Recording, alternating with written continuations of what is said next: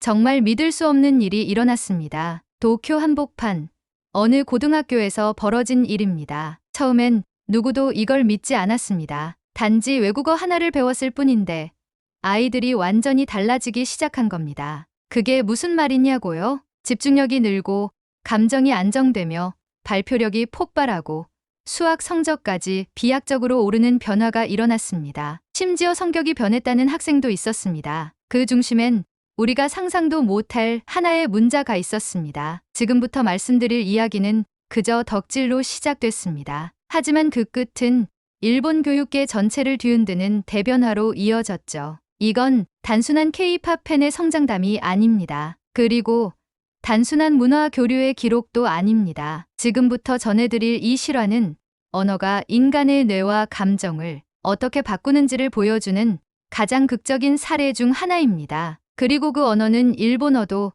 영어도 아닌 바로 한글이었습니다. 도대체 한글이 이들에게 무슨 일을 벌였는지, 왜 수많은 어른들이 그걸 두려워했고, 그럼에도 불구하고 수천 명의 학생들이 그 세계로 달려들었는지 지금부터 아주 특별한 소녀들의 이야기를 시작합니다. 끝까지 보고 나면 당신도 분명 그 문자의 위력을 믿게 될 겁니다. 잠깐 1초밖에 걸리지 않는 좋아요 버튼 한 번만 눌러주세요. 여러분의 클릭 한 번이 영상을 제작하는 저에게 가장 큰 힘이 된답니다. 안녕하세요. 저는 일본 도쿄에서 살고 있는 16살 여고생 사에코 타카하시라고 합니다. 지금은 이 이야기를 담담하게 꺼내지만 불과 1년 전만 해도 저는 친구들 사이에서 지극히 평범한 아이로 분류되는 사람이었습니다. 성적은 중하위권, 체육은 별로, 발표에 나서지도 않고 점심시간이면 책상에 엎드려 혼자 도시락을 먹던 아이였죠. 그런 저에게도 세상이 뒤집히는 계기가 있었습니다. 방과 후 친구 미나가 휴대폰으로 보여준 영상 하나 때문이었습니다. 이거 봐.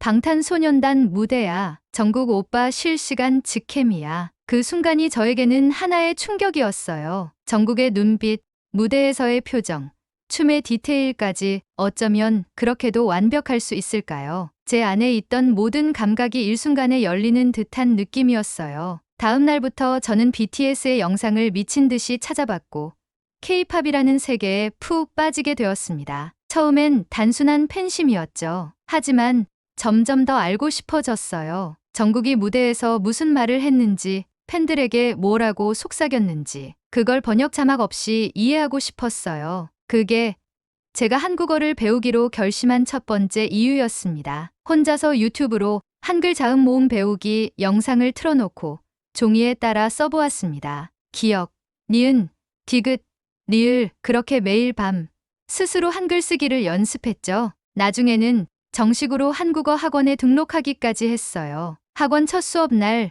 선생님이 제게 물었습니다. 사에코 씨, 한국어를 배우는 특별한 이유가 있나요? 저는 얼굴이 붉어졌지만 숨기지 않았어요. BTS 정국에게 한국어로 제 마음을 전하고 싶어서요. 학원에서는 다양한 사람들이 한국어를 배우고 있었어요. 여행을 가기 위해, 비즈니스 목적으로, 혹은 K-드라마를 자막 없이 보기 위해. 저는 그 중에서도 가장 단순하고 진심인 이유였죠. 선생님은 웃으며 말씀하셨습니다. 그 진심이면 분명 금방 늘 거예요. 그렇게 매주 2번 수업이 있는 날이면 학교 수업이 끝나자마자 학원으로 달려갔습니다. 무작정 말하고 싶다는 마음 하나로 시작한 공부는 점점 더 깊어졌습니다. 한국어 문장의 구조는 일본어와 비슷하면서도 더 정제되고 논리적이었습니다. 문장마다 주어와 목적어가 명확하게 정리되어 있어서 생각을 표현하는데 꽤나 도움이 되었죠. 한글로 적는 문장은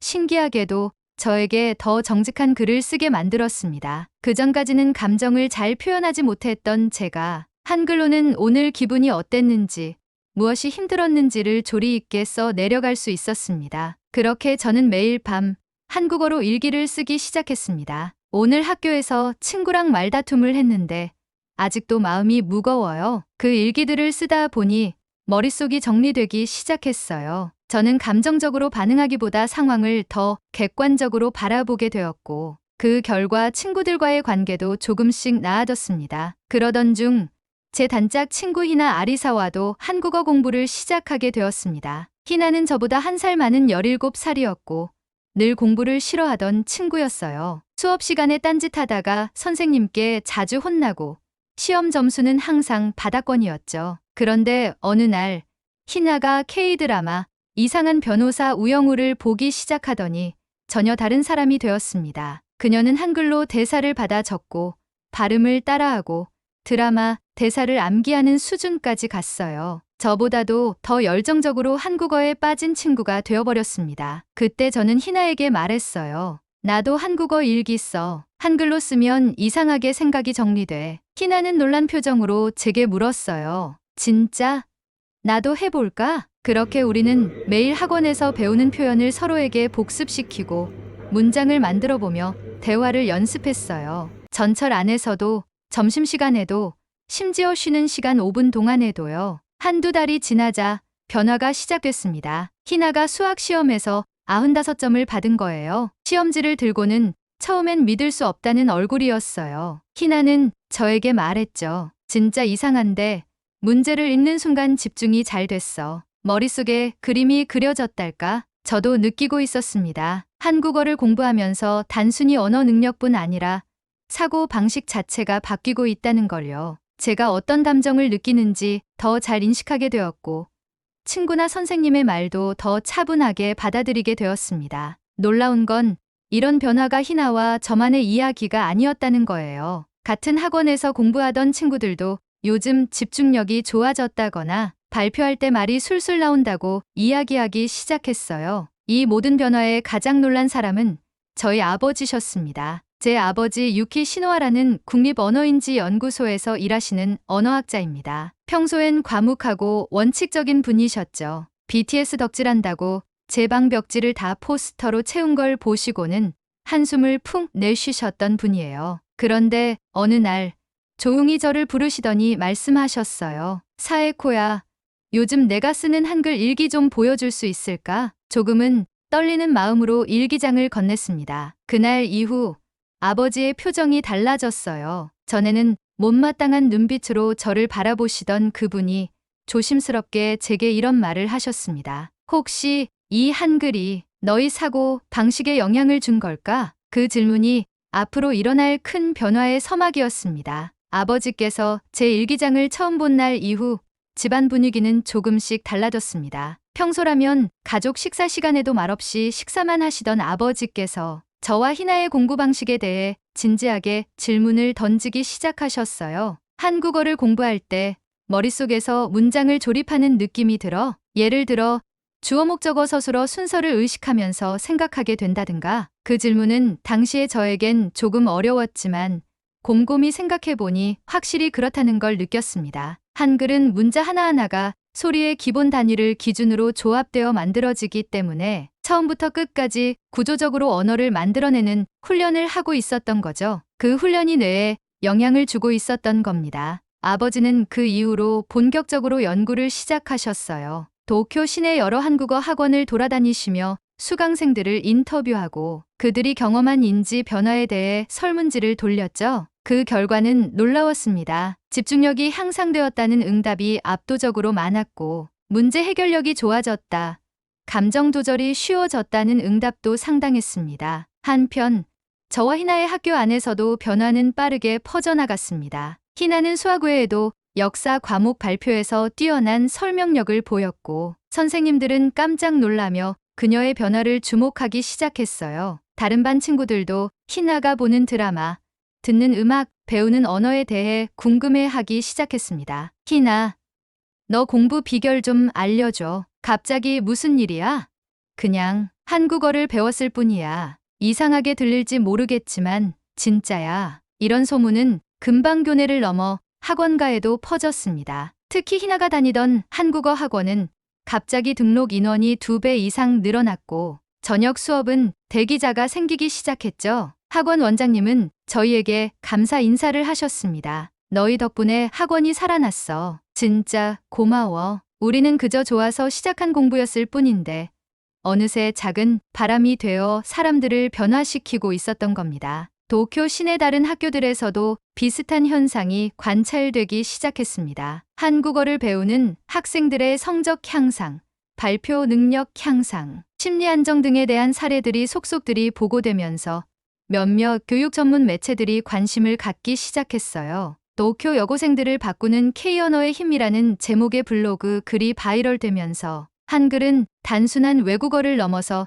뇌 인지에 영향을 주는 언어로 주목받게 되었습니다. 심지어 저희 학교에서는 아예 K-컬처 연구 동아리가 생겨났습니다. 처음엔 드라마, K-팝 등을 분석하는 취지였지만 어느 순간부터는 한글 문법과 역사, 구조에 대한 세미나가 이어졌습니다. 저는 이 동아리의 초대 회장이 되었고 희나는 부회장을 맡았습니다. 친구들이 다들 물어보셨어요. 사에코, 너 진짜 한국 가고 싶지 않아? 저는 그 말에 웃으며 대답했죠. 당연하지. 정국 선배에게 내 일기장을 보여드릴 날이 언젠간 오겠지. 그 말을 듣고 다들 웃었지만 저는 진심이었습니다. 이미 한국어는 단순한 공부가 아니었습니다. 제 인생의 중심이 되어 있었고 저 자신을 다시 쓰게 해주는 도구였어요. 이런 열풍은 점점 더 확산되었습니다. 도쿄 외곽 지역의 중학교에서도 한국어반이 신설되었고 유명 입시 학원에서는 두뇌 발달을 위한 제2외국어 한국어라는 커리큘럼까지 만들기 시작했죠. 그러던 중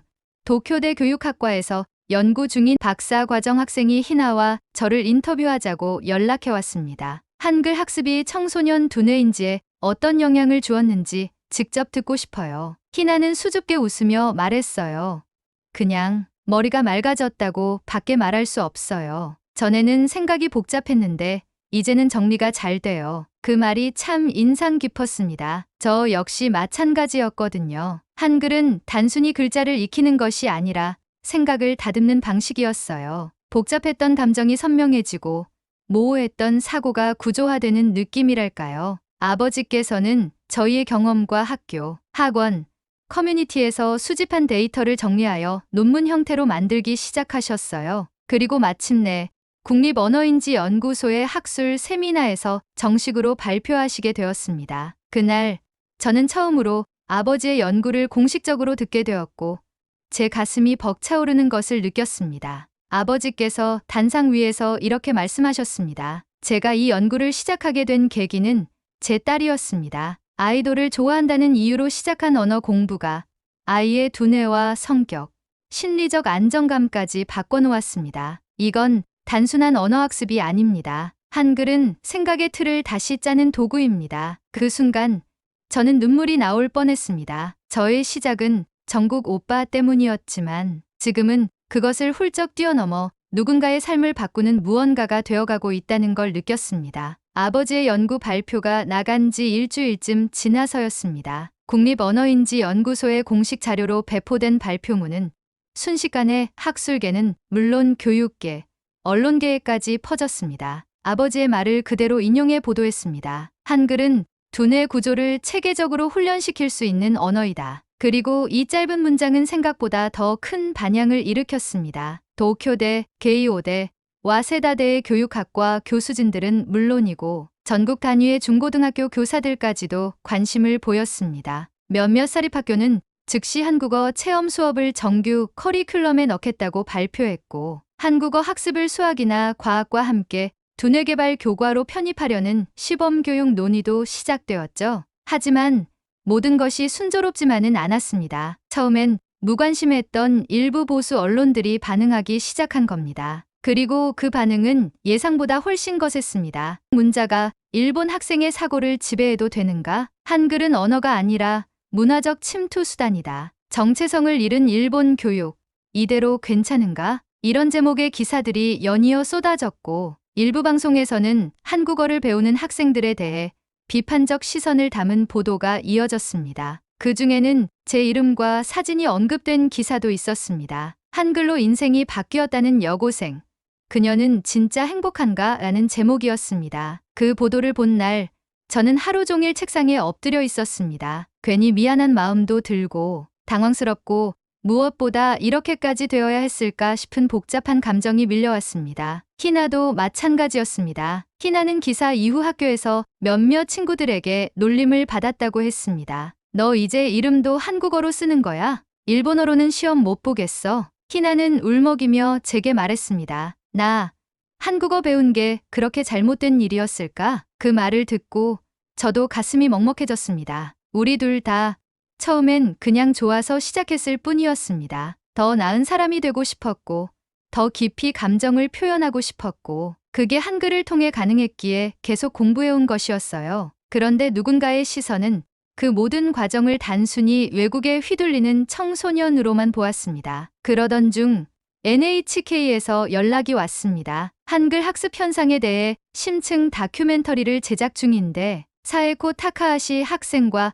아버지 유키 교수의 인터뷰를 원한다는 내용이었습니다. 저는 처음엔 망설였어요. 괜히 더 큰 오해를 살까 두려웠습니다. 하지만 아버지께서 단호히 말씀하셨어요. 지금 우리가 침묵하면 너희가 진짜 겪은 변화는 아무도 모르게 묻혀버린다. 그 말에 용기를 내어 인터뷰를 수락했습니다. 촬영 당일 제작진은 저희 집에서 촬영을 시작했어요. 제가 한글로 쓴 일기장과 그동안 모아온 필기 노트들을 하나하나 비춰주셨습니다. 아버지는 실험 데이터와 뇌파 분석 결과를 조심스럽게 설명하셨고 저는 차분히 저의 경험을 말했습니다. 한글은 저를 더 좋은 사람으로 만들어줬습니다. 그리고 저는 그걸 누구에게도 부끄러워하고 싶지 않아요. 방송이 나간 그날 밤, 저는 한참을 떨며 TV 앞에 앉아 있었습니다. 프로그램 제목은 일본 여학생들을 바꾼 한글의 힘이었습니다. 화면에는 제가 일기장에 쓴 글귀 하나가 크게 비춰졌습니다. 한글을 쓸 땐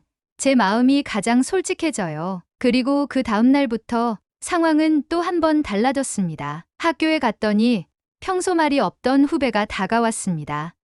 저 어제 방송 봤어요. 저도 한국어 배우고 싶어요. 도와주실 수 있나요? 카페에서 공부하던 중 어떤 중년 여성이 다가와 말했습니다. 딸이 사에코 양 인터뷰를 보고 한국어 학원을 찾고 있어요. 고맙습니다. 희나도 저를 꼭 안아주며 말했어요. 사에코, 우리 괜히 겁먹었나 봐. 결국엔 진심이 통하는 거네. NHK 다큐멘터리 방영 이후 여러 학교에서 공식적으로 한국어 선택 수업이 개설되기 시작했습니다. 그리고 교육부 고위 관계자조차 한글의 두뇌 인지 효과에 대한 학문적 검토가 필요하다고 말하며 공식 연구 프로젝트가 추진되게 되었죠. 물론 반대의 목소리도 여전히 있었지만 더 이상은 단순한 문화 현상이 아니었습니다. 누군가에겐 언어였고 또 누군가에겐 희망이었으며 저에게는 내가 나답게 살아갈 수 있는 길이었습니다. 그리고 그 길을 따라온 제가 이젠 다른 사람들에게